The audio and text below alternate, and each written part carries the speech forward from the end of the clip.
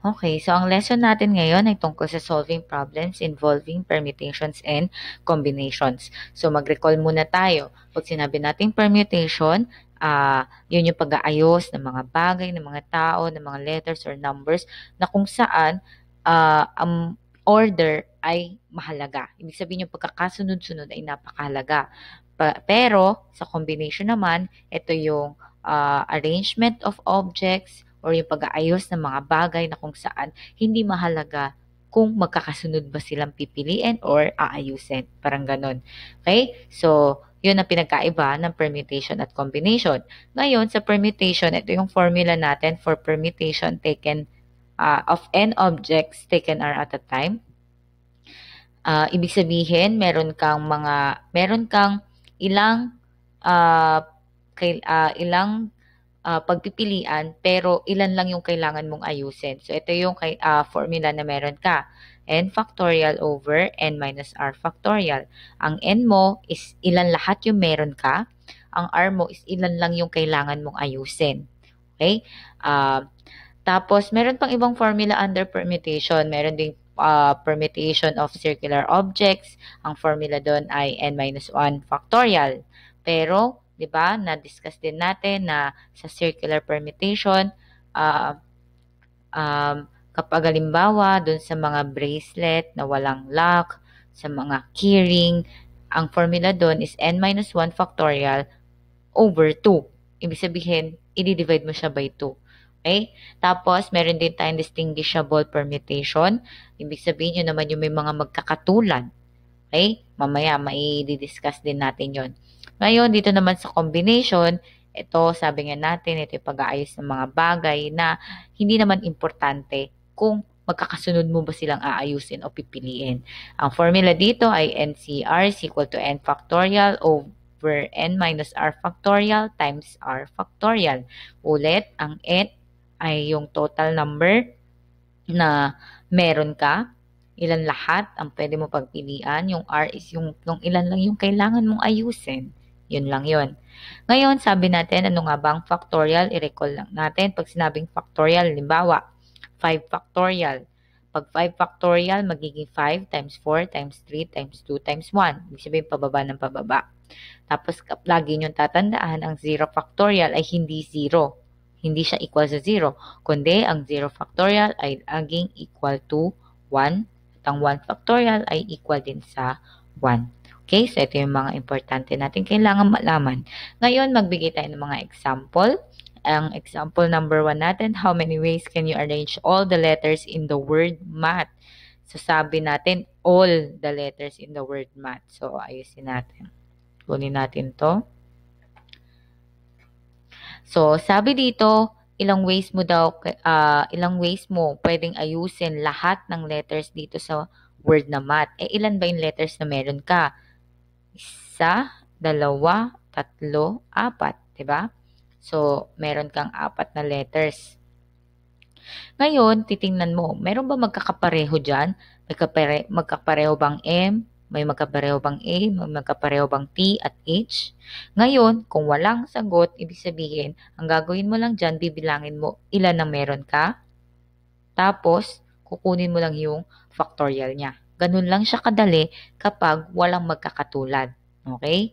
Tapos, lahat sila ay kailangan mong isama sa pag-aayos. So, 4 factorial lang yan. Okay? So, ang mangyayari dyan ay 4 times 3 times 2 times 1. Ano magiging sagot dyan? 4 times 3 is 12, times 2 is 24, times 1 is 24. Ibig sabihin, meron kang 24 ways on how you can arrange all the letters in the word math. Okay? Now, dito tayo sa pangalawa. Pangalawang example. Yan. How many ways can you arrange 2 of the letters in the word math? Kanina, lahat daw sila aayusin natin. Ngayon, 2 lang yung kailangan mong ayusin. So, dito, gagamitin na natin yung permutation of n objects taken at a time. Okay? So, ang formula natin ay n PR is equal to n factorial over n minus r factorial. Ang N natin, ilan lahat? Ang letters na meron ka, 1, 2, 3, 4, meron kang 4. Ang R mo, ilan lang yung kailangan mong ayusin? Sabi, 2 lang. So, ang gagawin mo ay 4 minus 2 factorial equals, so ito ay expand natin. Ibig sabihin, gawin natin yung factorial niya. 4 times 3 times 2 times 1 over 4 minus 2 is 2. So, 2 factorial ay magiging 2 times 1. Di ba? Ngayon, cancel natin yan. Cancel natin yan kasi magkapareho. Ano na lang natira? 4 times 3 is 12.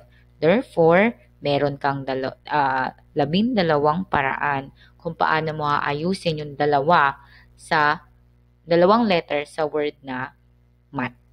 Okay? Now, dito tayo. Punta tayo sa another example. Dito sabi, 8 runners are running in a race. In how many ways can a gold, silver, and bronze medal be awarded? So, paano mo malalaman pala kung combination or permutation siya? Itong kanina, permutation siya. Bakit? Kasi arrange. Ibig sabihin, kailangan mo siyang ayusin na dapat magkakasunod sila. Diba? May pagkakasunod-sunod sila. So, ito, 8 runners. O, ayan, ito kitang-kita naman na kailangan ng order dito kasi kailangan may first, may second, at merong third. Diba? Meron kang order na susundin. Kaya ito ay permutation. Okay? So, kunin natin yung problem na yan. Ay, sorry. Ito.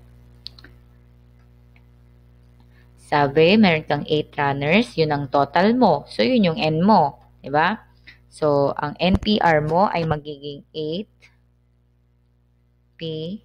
Ano ang R mo? Ilan ang kailangan mong makuha or i-arrange or ilan yung kailangan mong award, bigyan ng award? 1, 2, 3. So, ilalagay mo siya bilang R mo. Tapos, ilagay natin sa formula. Ang N factorial ay magiging 8 factorial over, pag subtract mo lang sila, 8 minus 3 factorial. Ngayon, ang 8 minus 3 ay 5 factorial, di ba? So, ang gagawin nyo dito sa taas, 8 times 7 times 6 times 5 factorial. Parang gagawin nyo, magkatulad na yung nasa baba at yung nasa taas para pwede nyo na siya idiretsong cancel. So, ano na lang matitira? Ano ang 8 times 7 times 6? Okay, solve natin. 8 times 7 times 6 is 336. So, magiging sagot sa problem na to ay 336. Anong ibig sabihin nun? Meron kang 336 ways kung paano mo i-award yung gold, silver, and bronze sa 8 runners na meron ka. Nakalahok doon sa race na yun. Okay? Another example. 20 basketball players form teams of 5 players. Each player can play in any position. How many teams of 5 can be formed? Ano kaya to? Permutation or combination? Dapat alamin nyo muna sa mga word problem kung ano yung i-apply nyo. Kung permutation to, isipin nyo, diba sa yung mga basketball team, pag ba sila pumili, kailangan, ikaw, first ka, ikaw yung first player, ikaw yung second player, ikaw yung third player, 'di ba? Depende 'yun sa position nila, 'di ba? Kung meron bang ano ba yung mga position doon? May center, may mga ganun, 'di ba? So depende 'yun. Ibig sabihin, hindi kailangan ng pagkakasunod-sunod, hindi kailangan na ikaw ang una kong pipiliin, o ikaw yung second kong pipiliin. Hindi ganoon, 'di ba? Basta nabigay sa kanila yung position na 'yun, nakita na sila ay karapat-dapat sa posisyon na yun, kukunin sila, 'di ba? Ngayon dito ang pinag-uusapan ay ilang teams na merong 5 members yung mabubuo kapag meron kang 20 basketball players, 'di ba? So, yan, lagyan natin. So, dahil nga sabi natin, order does not matter, so nandito tayo sa combination. Ang mangyayari ay 20 combination of 5. Ano bang formula natin? N factorial over, para lang siyang permutation, in n minus r factorial, pero meron siyang times r factorial. Diba? So, ang n natin, ilan lahat ng meron ka? That is 20 factorial. Then, 20 minus 5, 20 minus 5 factorial times, ang r mo is 5 factorial. Tama? Ngayon, ilagay natin siya. Magiging 20 factorial over 20 minus 5 is 15 factorial times 5 factorial. Dito tayo. Yung 20, dahil may 15 dito, hanggang 15 factorial lang gagawin natin. 20 times 19 times 18 times 17 times 16 times 15 factorial over 15 factorial times 5 factorial. So, cancel mo na yan. Okay. So, ito, i-multiply nyo to ng diretso, class. So, 20 times 19 times 18 times 17 times 16. So, 20 times 19 times 18 times 17 times 16. So, medyo malaki-laki siya. Tapos, i-divide nyo siya sa 5 times 4 times 3 times 2 times 1 or 5 factorial na magbibigay sa inyo ng sagot na 15,504. So, 15,504. Actually, di ba, naituro ko na sa inyo paano gagamitin yung calculator nyo.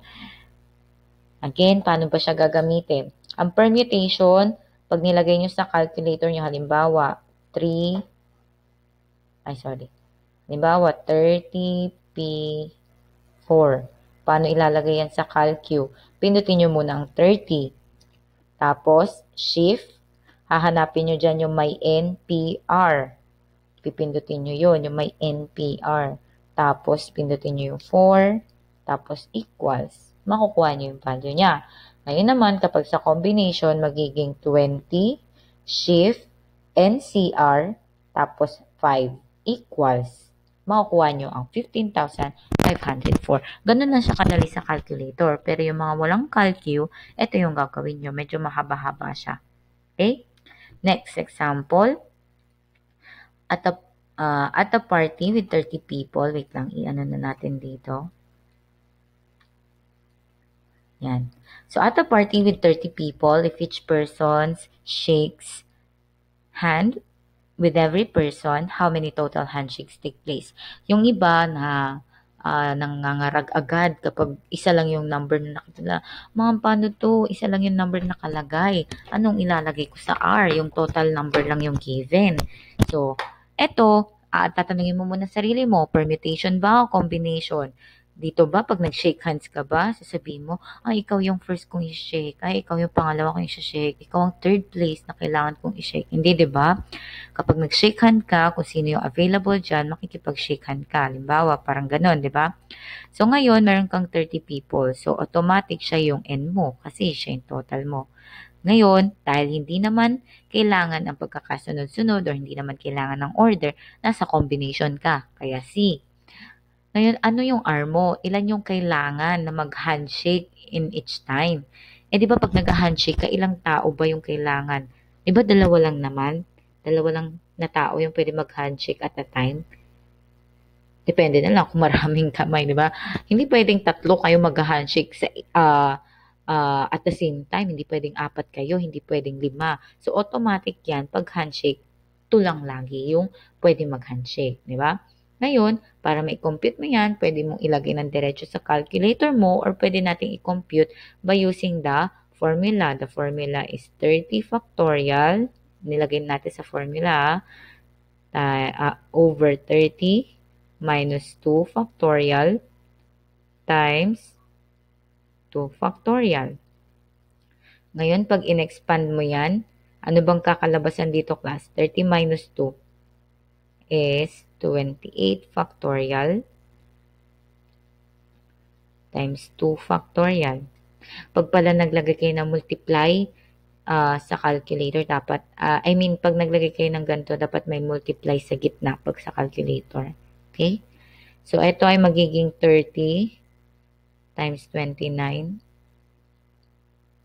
times 28 factorial. Okay? So, hanggang 28 lang kasi pwede natin siya i-cancel. So, what is 30 times 29? 30 times 29 is 870. And what is 2 factorial? 2 times 1 lang yan. So, 2. What is 870 divided by 2? That is 435.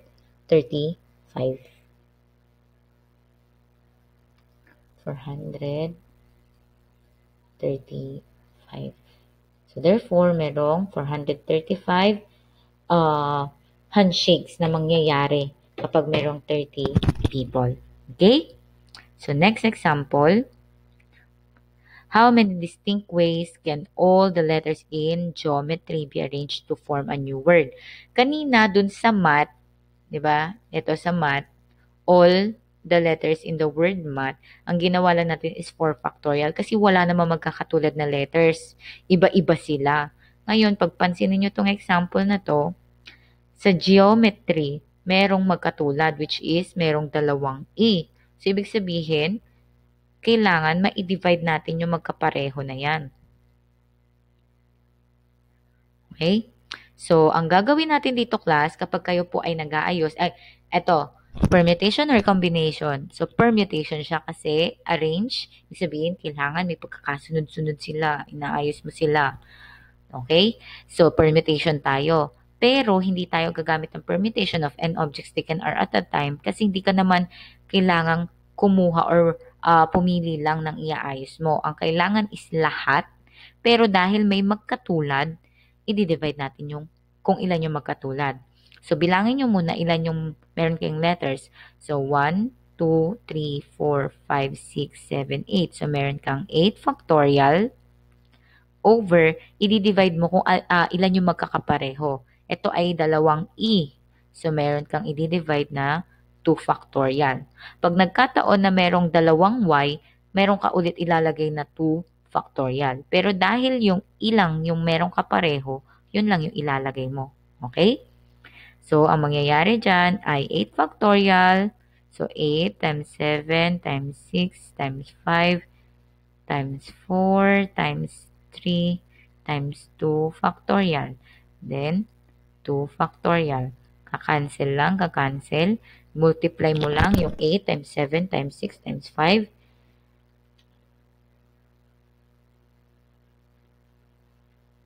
So, meron kang 20,160 ways. Okay? So, ganyan lang siya. Next example, in how many ways can 5 people stand in a circle? Ito naman ay under ng circular permutation. Bakit circular? Kasi merong word na circle. So, kailangan daw ayusin mo sila. Ilang ways mo sila pwedeng ayusin na nakatayo sila in a circular manner. So, sabi natin, ang formula natin kapag circular permutation is n-1 factorial. So, ilan ang kailangan mo? Meron kang 5 persons, subtract ka lang ng 1, that will be 4 factorial. Ang 4 factorial ay 4 times 3 times 2 times 1. And that is equal to 24. So, there are 24 ways on how you can arrange 5 people in a circle. Okay? Now, last one. Ito na. Last one na natin. In a shipment of 10 items, where 3 are defective, in how many ways can you receive 4 items where 2 are defective? Ma'am, nakakalito naman yan. Ano ba to? Permutation ba to? Combination. So, analyze nyo yung problem. Sabi, in how many ways can you receive? Pag ba tatanggap ka, kailangan, ito ang una kong tatanggapin.